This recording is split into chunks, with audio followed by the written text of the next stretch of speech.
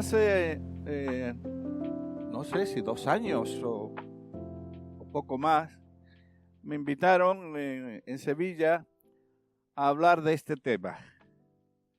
La iglesia que Jesús no planeó. Antes de seguir con lo que quiero decir, me gustaría aclarar una cosa. Cuando yo hablo de la iglesia, estoy hablando del pueblo de Dios. Yo no creo que Dios tenga 2 pueblos, Israel y la iglesia. No lo creo, porque si no, ahí tendríamos un problema. Uno de ellos, no, tendríamos más de uno, pero uno de ellos sería, ¿y quién es la novia de Jesús? ¿Jesús va a desechar una para casarse con otra? En fin, cuando vamos conociendo las Escrituras un poquito más, pues nos damos cuenta de que Dios tiene un solo pueblo, un solo pueblo. Pero yo estoy más acostumbrado a llamar a este pueblo iglesia, y además el Nuevo Testamento pues está lleno de esta palabra, ¿no? Que como ya sabéis es una viene de eclesía y que significa los llamados fuera. Y ahí está Israel, ¿verdad? Pero yo estoy acostumbrado más a llamar al pueblo de Dios iglesia que de otra forma. Y entonces, como esté muy atento a cómo le llamo, seguramente me desviaré, ¿verdad? Al estudiar la iglesia y cuál es la iglesia que Jesús sí planeó, pues entonces hubo 2 aspectos que yo resalté, ¿no? Y que me hicieron bien estudiar y disfrutarla, porque una cosa, hermano, es la iglesia ideal y otra cosa es la iglesia real. ¿Quién de nosotros no ha tenido esa experiencia, verdad? Ha idealizado la iglesia como algo perfecto aquí ya en la tierra y luego va descubriendo de que no es tan perfecta, que la iglesia está en proceso y por lo tanto, yo que soy constructor, sé que cuando estamos haciendo obras se levanta mucho polvo. Se levanta polvo. Y en la iglesia hay polvo. En la iglesia hay polvo, pero es necesario para la edificación. Es algo que es necesario, ¿verdad? Y también me he dado cuenta de algo, de que el tema iglesia es el tema donde hay más controversia. Si tú hablas de Dios, pues todos los creyentes, Dios es Dios y ahí no hay tutía, ¿verdad? Ahí no hay tutía. Cuando hablas de Jesús, pues Jesús es Jesús, o Yeshua, como quieras, ¿no? Nace de una virgen en Belén, se cría en Nazaret, tiene su ministerio, va a la cruz, muere y resucita para que Dios pueda cumplir su plan, el plan que tiene con el hombre. Amén. Tampoco hay mucho problema ahí, ¿verdad? Con el Espíritu Santo, ahí empieza ya a haber algunos, ¿verdad? Ahí ya empieza a haber algunos. Ahora, cuando se habla de la iglesia, y teniendo en cuenta que hay más de 40 y tantos mil denominaciones, pues uno dice, aquí, aquí hay más problemas que en los otros temas, ¿no? Aquí hay un poco de más problemas que en los otros temas. Entonces, mi interés, hermanos, en esta tarde, el tiempo, no puedo tocarlo todo, aunque 2 aspectos de la iglesia nos llevaría por lo menos 3 o 4 días de conferencia, pero sí dar una idea por encima para que valoremos la obra de Dios. La idea es que valoremos la obra de Dios. No es que nosotros decidamos qué es la iglesia y qué no es la iglesia. Yo creo que eso solo le corresponde a Dios y que nosotros nos podemos equivocar. Vosotros recordáis, por ejemplo, Juan capítulo 15, donde Jesús dice que yo soy la vid y mi padre es el labrador. todo pámpano que en mí no lleva fruto, el labrador lo cortará. Pero el que lleva fruto lo limpiará para que lleve más fruto. Pero ¿quién es el que se toma la libertad, porque no se equivoca, de cortar el pámpano que no lleva fruto? El Padre, el labrador. Y eso es una labor que el Padre lo hace mucho mejor que nosotros. Mucho cuidado, hermanos, nosotros a la hora de decir, esto es una iglesia, esto no es iglesia. Yo he pasado por esa experiencia, hermano. He pasado por la experiencia de un grupo de hermanos que se marcharon de donde, y estoy hablando de años atrás, y cuando le preguntamos por qué os vais, porque vosotros no sois la iglesia. Y no éramos la iglesia, si te cuento por las cositas, te vas a reír. Que para ellos esas cositas eran tan importantes que por lo menos tenían ellos la revelación o querían tenerlo de qué es lo que era la iglesia y qué es lo que no era la iglesia. ¿Os acordáis de la parábola del campo y el que siembra trigo y de noche viene el enemigo y qué hace? Siembra cizaña, ¿verdad? ¿Y qué es lo que dice el Señor Jesús? Que el campo es el mundo. El campo es el mundo. Y cuidado, no vayas tú a cortar cizaña porque por cortar cizaña cortes trigo. Eso le corresponde a Dios, ¿verdad? Eso le corresponde a Dios. Así que la idea, hermanos, no es que esto sí es iglesia, esto no es iglesia. No, la idea es valorar la iglesia. Valorar. Porque entre otras cosas vamos a ver que es la obra maestra de nuestro Dios. Pero vamos a irnos más atrás. El primer aspecto que me gustaría ver es la iglesia como el propósito eterno de Dios. La iglesia como el propósito eterno de Dios. ¿Por qué? Porque fue planeada por Dios antes de la fundación del mundo. Antes de que existiese el cosmos, ya Dios planeó la iglesia, su pueblo. ¿Recordáis Efesios capítulo 1?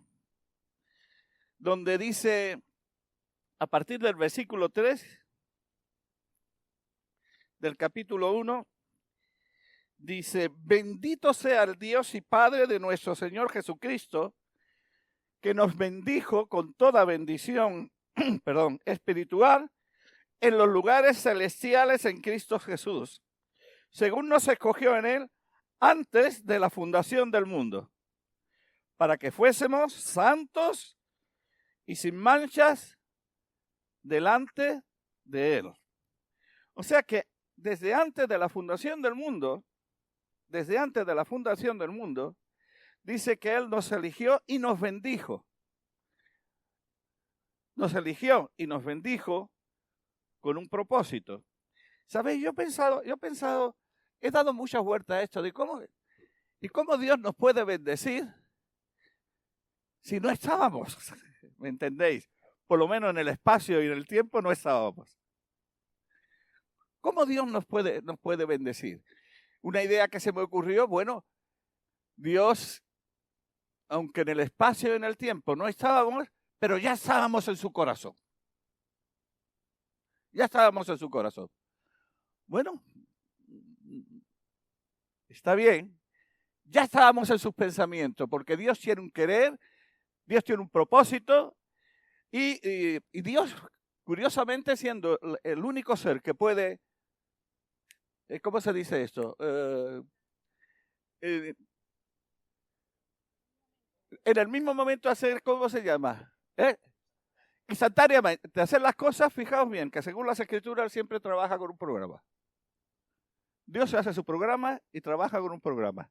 Y Él podía hacer las cosas de forma instantánea, pero Él trabaja con un programa, ¿no? Entonces, si Él tenía un querer, Él deseaba algo, pues ya estaba en su corazón, ya estaba en su mente, ya estaba en su pensamiento. Pero ¿sabéis una cosa? Pensando un poquito más en esto, recordando algo que dice Hebreos acerca del sacerdocio de Leví y del sacerdocio de Melquisedec. ¿Acordáis cuando estaba hablando de qué hizo nuestro padre Abraham? Dice que dio los diezmos, a Abraham. ¿Y qué Leví ya estaba ¿dónde? En los lomos de Abraham. Así que en cierta manera, lo que hizo Abraham, lo hizo también Leví. Ahora, no nos habla de la Escritura de alguien que ha sido preparado desde antes de la fundación del mundo, que dice que es un cordero.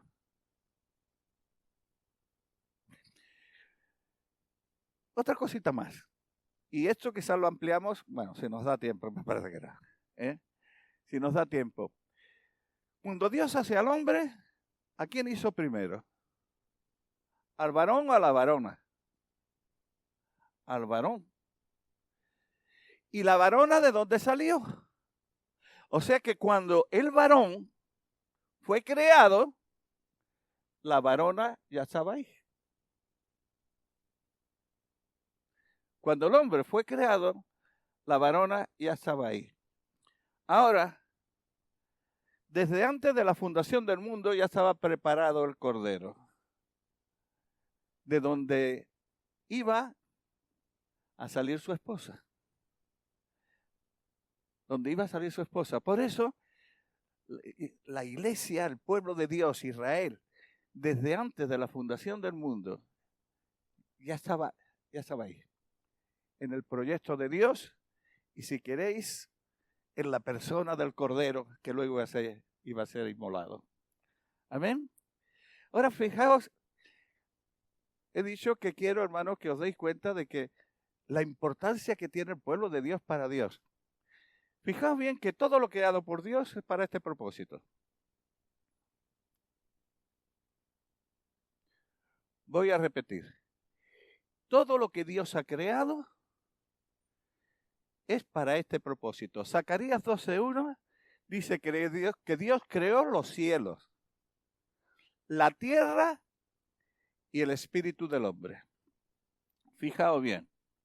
Los cielos para la tierra para el hombre y el hombre para Dios. ¿Qué dice Hebreos 1, 13 y 14? Luego lo podéis mirando si queréis, acerca de los ángeles, que fueron creados para nuestro servicio, para servirnos a nosotros. Hebreos 1, 13 y 14. ¿Qué dice Romanos 4, 13 hablando de Abraham? ¿Qué se le prometió a Abraham? Según Romanos 4:13, que él heredaría el cosmos. Toda la creación de Dios, él iba a heredarlo. ¿Y nosotros qué somos? Al ser hijos de Dios, ¿qué dice Gálatas? Somos por la fe hijos de Abraham y herederos de su promesa. La tierra y todo su contenido. Génesis 1, 27 y 28 dice que Dios hizo al hombre a su imagen y a su semejanza. Empieza por el 26. Pero una de las cosas que Dios le dice al hombre, y señoré. O sea, la tierra fue hecha para que el hombre fuese el Señor de la tierra. Sigo. Una cosa curiosa. Lo único que Dios no preparó para la iglesia, ¿sabéis dónde se encuentra? En Mateo 25:41. ¿Alguien quiere leerlo? Sí. Y a ver si notáis algo que se dice ahí que no ha sido hecho para la iglesia. Ajá. ¿Para quién ha sido preparado el fuego? El diablo y los ángeles. ¿Eh? Y sus ángeles. Los ángeles del diablo, claro. También. ¿Eh? Pero fijaos que el lago de fuego, eso no ha sido preparado ni para el hombre, ni mucho menos para el pueblo de Dios. Fijaos bien, la meta final de Dios es ser el todo en todos. Eso lo dice 1 Corintios 15, 28.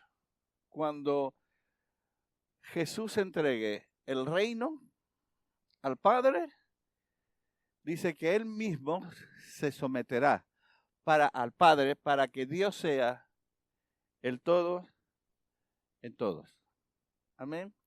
Es importante la iglesia. Fijaos bien, me atrevo a decir que después de Dios no hay nada más importante que la iglesia. Porque después de la boda del Cordero, ¿quién va a estar reinando? ¿Quién va a estar reinando sobre cielos y tierra? ¿Eh? ¿Quién va a estar reinando? Él con su esposa. No hay nada más importante, hermano. A veces, hermano, he hablado de cuánto necesitamos que Dios nos muestre, que nos dé una visión, la visión de lo importante que es su pueblo para Él. Que para conseguir su pueblo, el Eterno se hiciese hombre y fuese a la cruz y muriese y resucitase. Todo esto es para conseguir su propósito. Su propósito. Ay, si nosotros tuviéramos esa visión, ¿verdad? Si tuviéramos esa visión. El propósito eterno de Dios. 1. A los 12 no vamos a llegar. 2. La iglesia como nuevo hombre. Cuando Dios crea al hombre, lo crea de forma corporativa, ¿verdad? ¿Qué quiere decir de forma corporativa?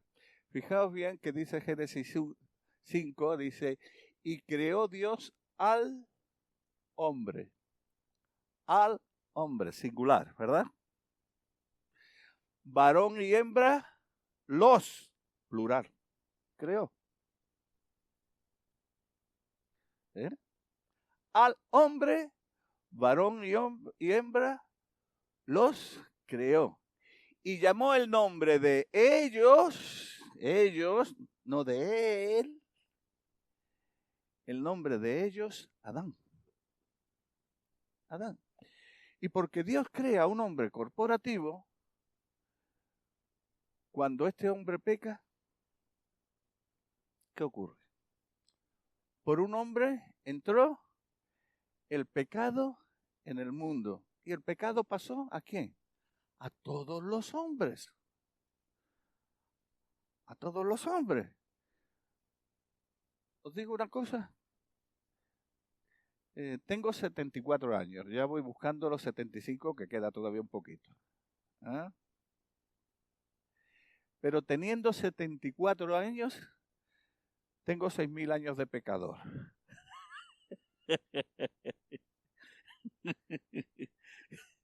6.000 años de pecador. ¿Por qué? Porque cuando pecó el primer hombre, yo estaba en los lomos de ese hombre. Yo estaba ahí. Y entonces, cuando él pecó, pecamos todos, ¿verdad? Hace falta un nuevo Adán. El postrer Adán, ¿verdad? Según habla en 1 Corintios capítulo 15. Hacía falta otro hombre. ¿Y quién es ese hombre? ¿Quién es ese hombre? La iglesia es ese hombre, ¿verdad? Es un hombre corporativo. ¿Por qué? ¿Y por qué este hombre es corporativo? Porque tiene la vida de Dios. Este hombre corporativo tiene la vida de Dios.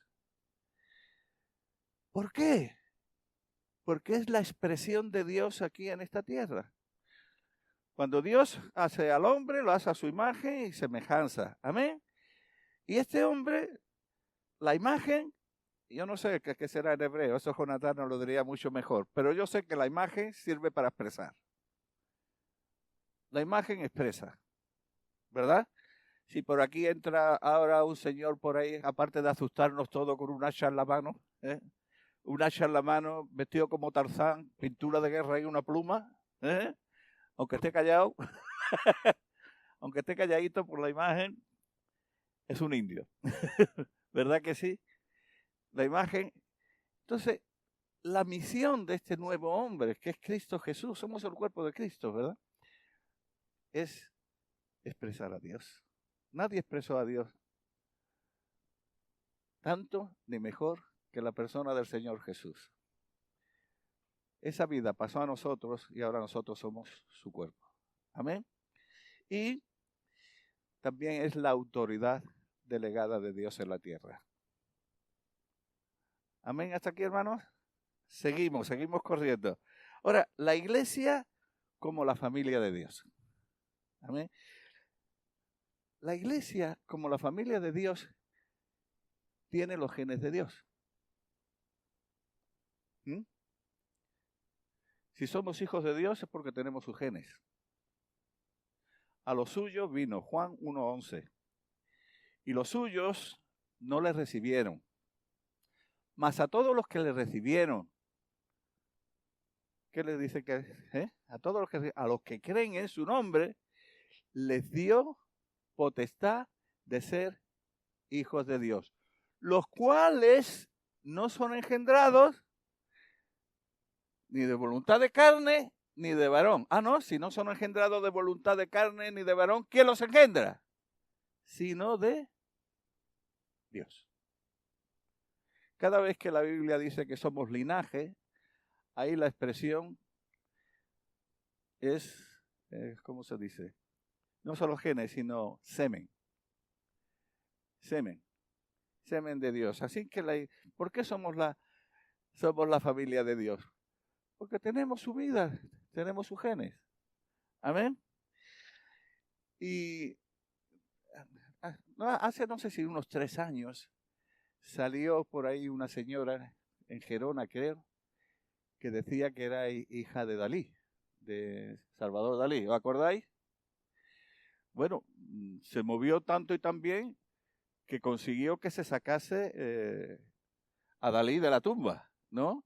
Para hacerle que la prueba de ADN, ¿no? Y en la prueba de ADN, pues salió de que esta señora no era hija de Dalí.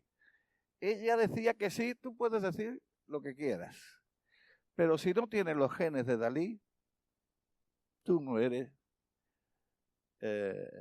hija de Dalí.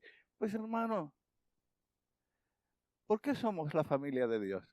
Porque tenemos los genes de Dios. Tenemos los genes de Dios, ¿verdad? Y,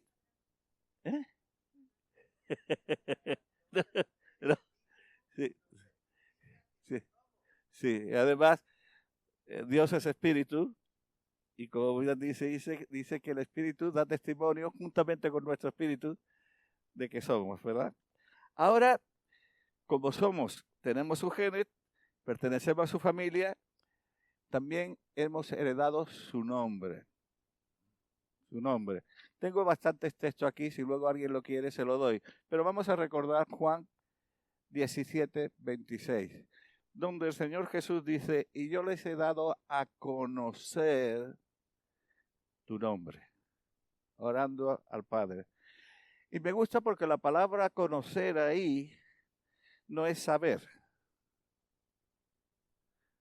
No es saber. Conocer en las Escrituras es tener intimidad. O sea, conocer el nombre de Dios, conocer el nombre de nuestro Padre, es tener la experiencia de su vida en nosotros. Eso es conocer. Es mucho más que los sonidos, hermano. Es mucho más que los sonidos. A veces nosotros nos enredamos un poquito si Jehová, si Yahweh, si Yeshua, si Jesús. Yo estaba pensando, ¿acordáis de de los endemoniados gadarenos en Mateo? Cuando ven a Jesús, ¿cómo lo llamarían? Los demonios. No, fijaros, llama Yeshua, si se lo dijeron en hebreo, los demonios que estaban en el ganadero le dijeron, Yeshua, hijo del Dios Altísimo. Estaban mencionando bien, pero eran demonios. Ya. O sea, pero eran demonios, ¿no? ¿Por qué? Porque uno puede mencionar bien, correctamente, el nombre y no conocerlo. Porque no tiene intimidad. Porque no tienen la realidad que todo nombre trata de explicar. La realidad, ¿verdad? Ahora nosotros tenemos los genes, hemos heredado su nombre y somos herederos de Dios y coherederos con Cristo. ¿Por qué? Porque formamos parte de la familia. Amén. Aquí habría mucho que, ¿verdad? Pero seguimos. Vamos al cuarto. La iglesia como templo. La iglesia como templo fue proyectada por Dios, ¿verdad? En el tabernáculo se repite una y otra vez, le repite Dios a Moisés, mira que te mando que todo se haga conforme al modelo que se ha mostrado en el monte. Y eso se lo repite Jehová Dios a Moisés bastantes veces. Mira que te mando que lo hagas conforme al modelo que se te ha mostrado en el monte, ¿verdad? El templo de Dios ha sido diseñado por Dios. Cuando David le dice a su hijo Salomón, mira, el Padre Eterno no ha querido que yo le haga casa, se la harás tú. Pero yo he recogido, he juntado, he guardado de todos los materiales necesarios, oro, plata, bronce, madera, todo lo necesario. Y le dice a Salomón, pero aquí están los planos. Aquí están los planos. Todos me han sido trazados por la mano de Dios. ¿Verdad?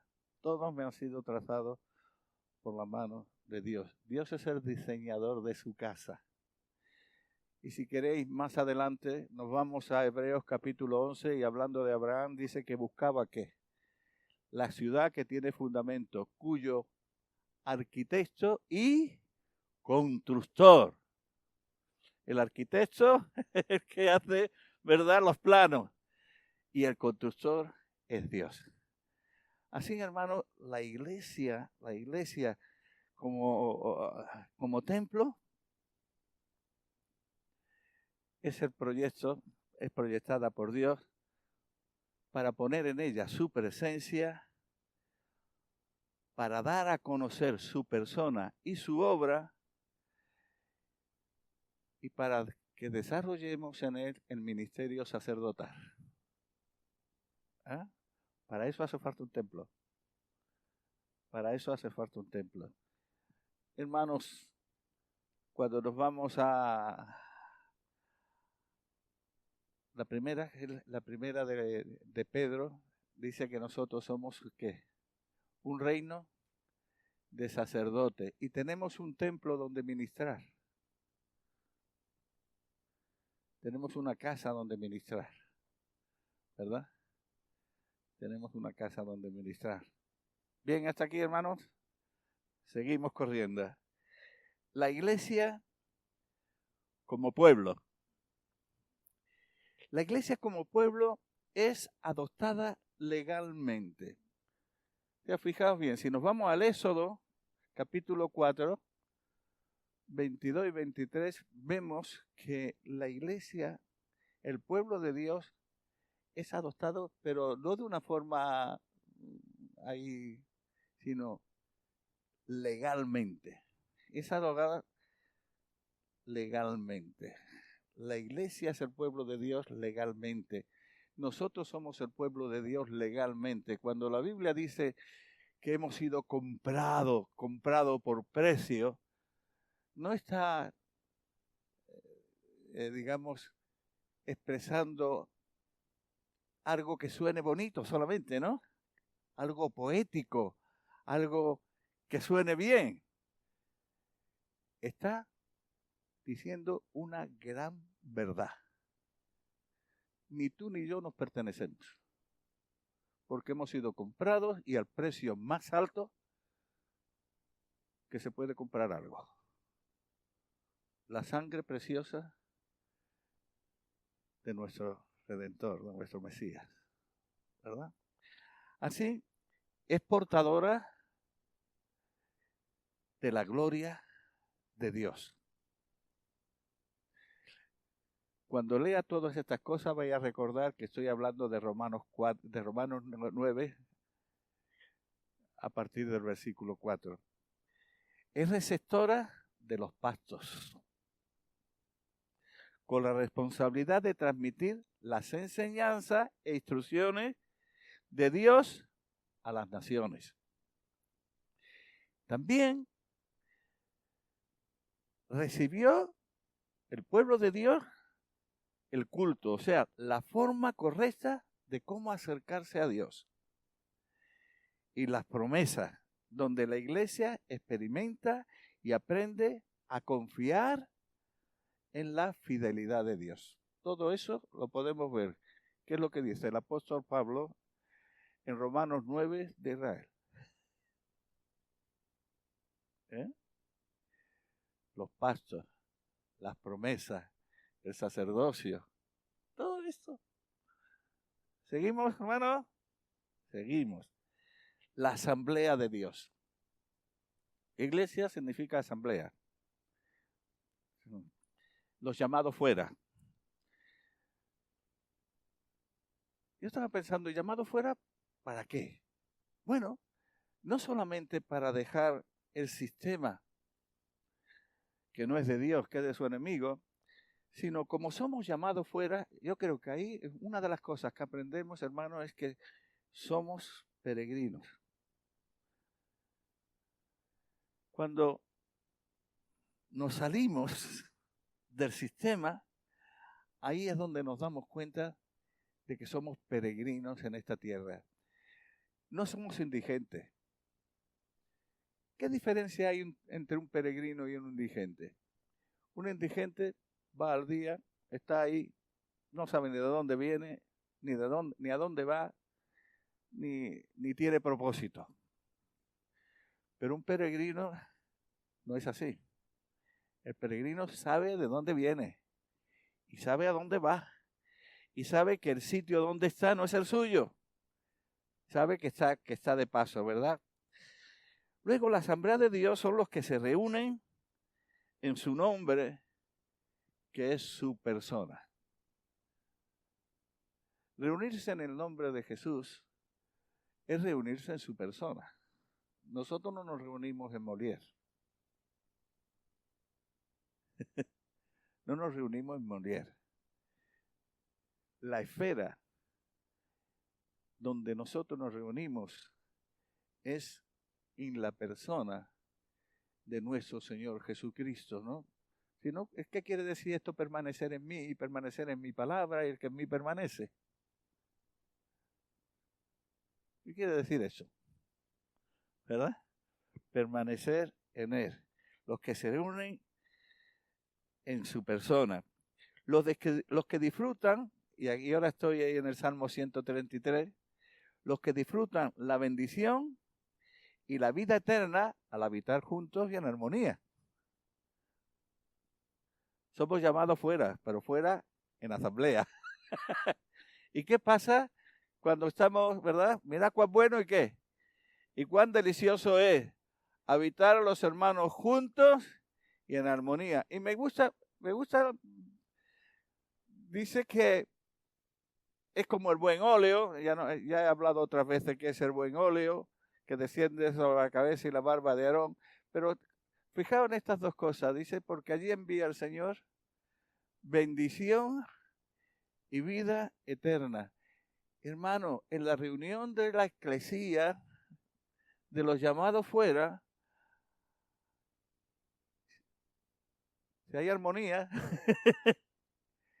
allí hay bendición y vida eterna, ¿no? A veces yo me he encontrado con algunos hermanos que, por razones que solo Dios sabe, sí. Llevaban bastante tiempo sin reunirse, ¿no? Y cuando hemos estado hablando un rato y tal cual, y ya nos vamos a despedir, dice, ora a Dios por mí para que Dios me bendiga.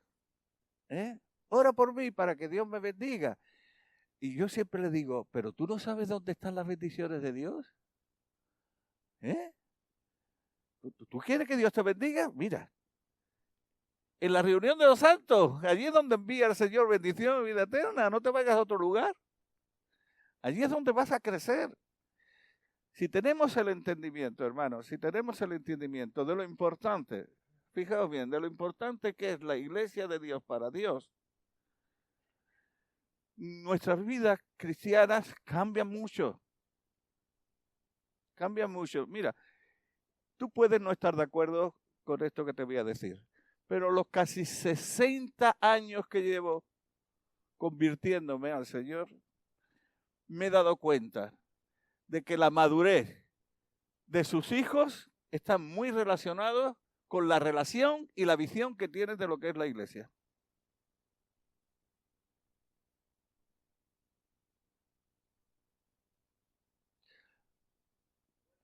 Al final.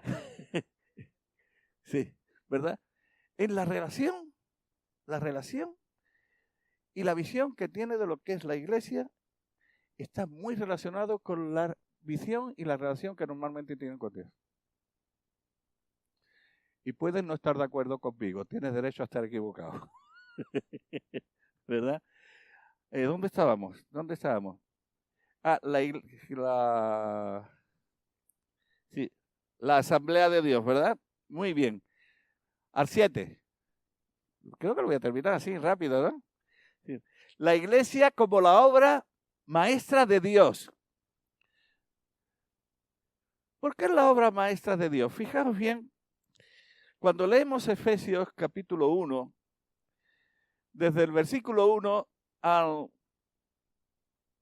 14, vemos los primeros 6 versículos, vemos, digamos, la obra del Padre. Y dice que fuimos creados con el propósito de ser santos y sin manchas delante de Él. Pero luego sigue diciendo, para la gloria de su nombre o de su gracia. No recuerdo exactamente. Lo dice creo que el versículo 6. Si alguien puede buscarlo por ahí. Y luego a partir del 6 o del 7 empieza hablando de la obra del Hijo. De la obra del Hijo de Dios, de Jesucristo. De cómo derrama su sangre. Y luego, a partir del versículo 12 hasta el 14, de la del Espíritu Santo. Que son las arras de nuestra salvación, ¿verdad? La seguridad de nuestra salvación. Fijaos bien, en la iglesia participa, no quiero mencionar Trinidad para que nadie se sienta molesto, pero el Padre que es Dios, el Hijo que es Dios y el Espíritu Santo que es Dios, participa en crear su iglesia. Participan los tres, ¿verdad? Y lo que también me gusta, me encanta, por eso le llamo la obra maestra de nuestro Dios. Fijaos bien, cuando dice que somos hechura suya, creados en Cristo Jesús para buenas obras, la palabra hechura ahí tiene que ver con esto, con una obra grande, maravillosa. Y Efesios 2, del 4 al 6, dice que nosotros estábamos muertos en nuestros delitos y pecados. Estábamos muertos en nuestros delitos y pecados. Perdidos, por cierto, que cuando Hablábamos de la dureza del corazón, ¿verdad? De Nabal.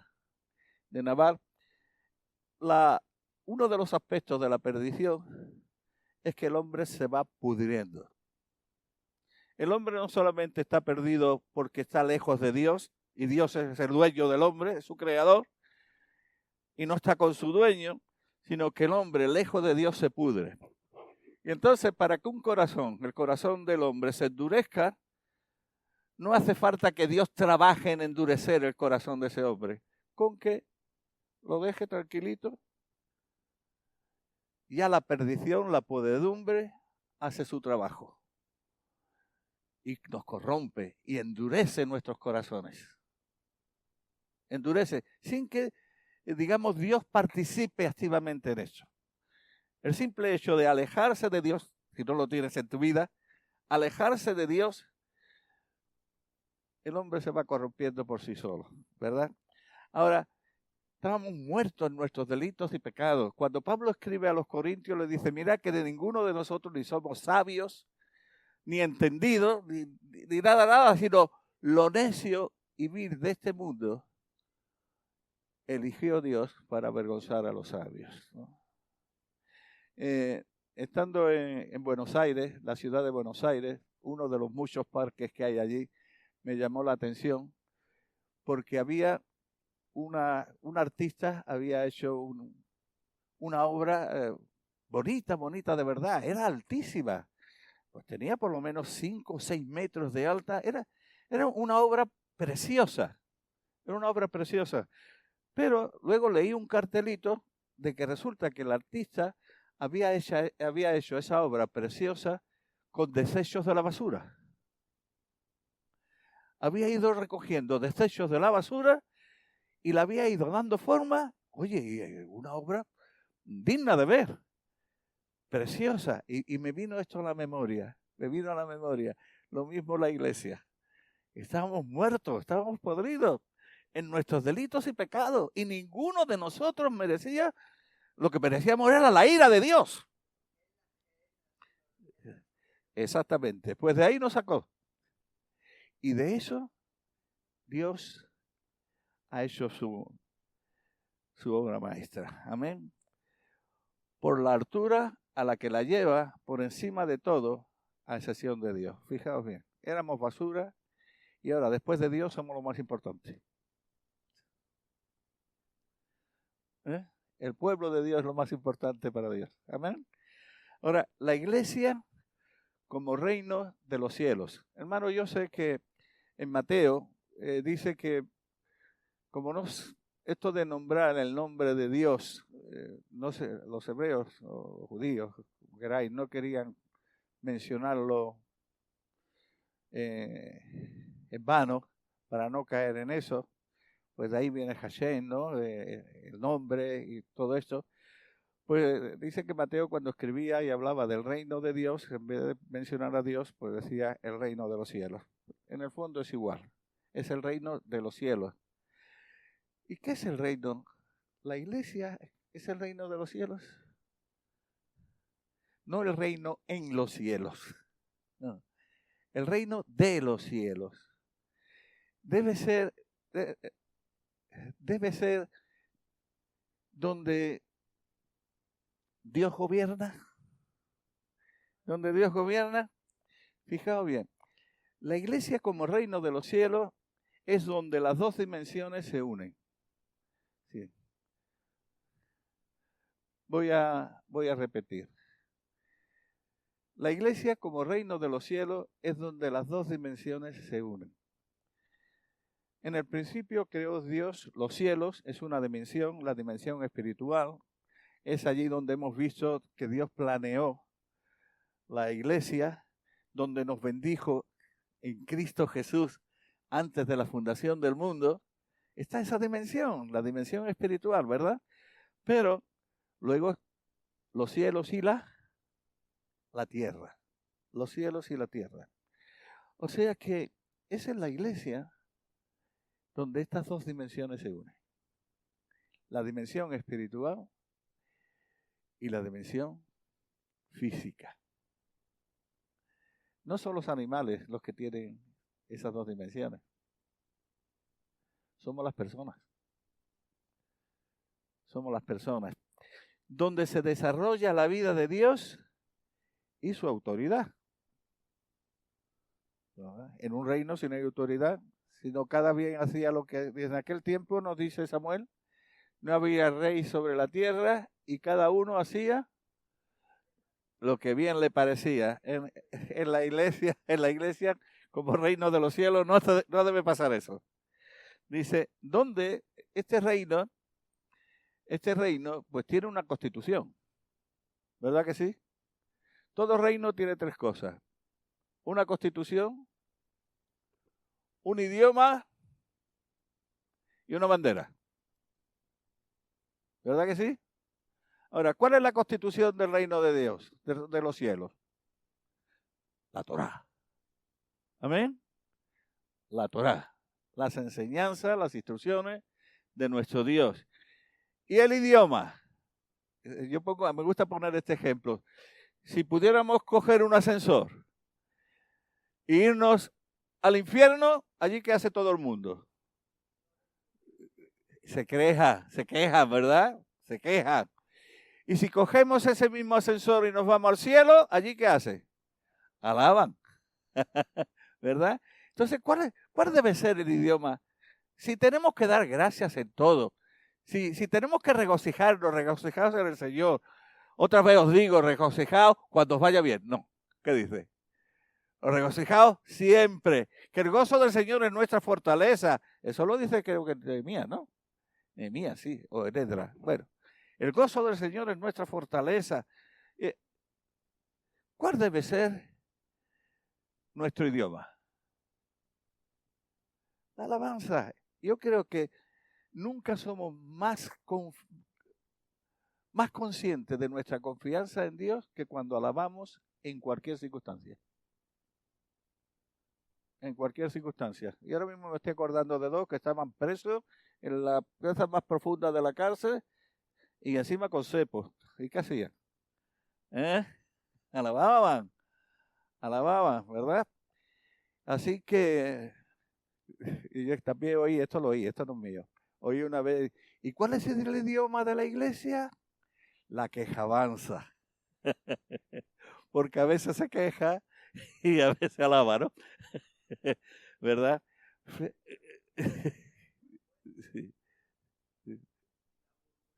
Sí, sí, es verdad. Sí, es cierto. Así es. No, pero nosotros no vamos a hacer eso, ¿verdad? A ver, ¿verdad? Y ahora, si por ahí pasase un grupo de personas todos callados, todos calladitos, no, ninguno va diciendo nada, y llevaran una bandera blanca y verde, esa bandera, ¿qué diría? ¿Qué son estos que están pasando hoy con una bandera blanca y verde? ¿Qué son? ¿Verdad? Eso, verde, blanca, verde. ¿Qué? Aunque, aunque esté, aunque estén callados, ¿verdad? Aunque estén callados, esa es la bandera de Andalucía, ¿no? La bandera de Andalucía. ¿Qué dice Cantar de los Cantares? Me llevó a la casa del banquete y su bandera sobre mí fue amor. Hermanos, la bandera de la iglesia como reina de los cielos es el amor. Es el amor. Sí, aunque estemos callados, el amor habla. Aunque nuestras palabras sean torpes o estemos calladitos, el amor es un lenguaje que casi todo el mundo entiende. Amén. 8. 9. La iglesia como el guerrero de Dios. No sé si habéis pensado alguna vez en la iglesia como el guerrero de Dios. En las Escrituras, sobre todo en el Antiguo Testamento, a Jehová se le llama muchas veces Jehová de los ejércitos. Debe haber guerra. Porque si no, ¿para qué sirve un ejército? ¿O para qué se quiere un ejército, verdad? mis ejércitos. ¿Eh? Así que la iglesia como el guerrero de Dios está en constante lucha contra principados, potestades, gobernadores de las tinieblas y el sistema creado por Satanás al cual llamamos mundo. ¿Verdad? No estamos en guerra con las personas. No tenemos lucha ni contra carne ni contra sangre, pero sí con el sistema. Y no solamente con el sistema, sino contra principados y contra potestades. Hay 5 veces que creo que en el Nuevo Testamento se utiliza la palabra porque no quiero que ignoréis. Y curiosamente, de esas 5 cosas que habla el apóstol Pablo, que no quiere que ignoréis, son de las que más ignoramos normalmente. Por ejemplo, dice el apóstol Pablo, no quiero que ignoréis acerca de los que duermen, ¿no? Refiriéndose a dónde están y qué pasará con los que ya se marcharon de aquí antes que nosotros, ¿verdad? Y una de las cosas que dice el apóstol Pablo, que no quiere que ignoremos las maquinaciones de Satanás. Qué bueno es una iglesia que conoce las maquinaciones de Satanás. Nosotros estamos muy atentos últimamente a tener cuidado con los lobos. Lobos. Sí. Estamos muy atentos, ¿verdad? Estamos muy atentos. Está destinada para dar a conocer la multiforme sabiduría de Dios a los principados y potestades en lo celestial. Eso lo dice Efesios 3:10. Y Romanos 16:20 dice que Dios aplastará en breve a Satanás bajo los pies de la iglesia. Amén.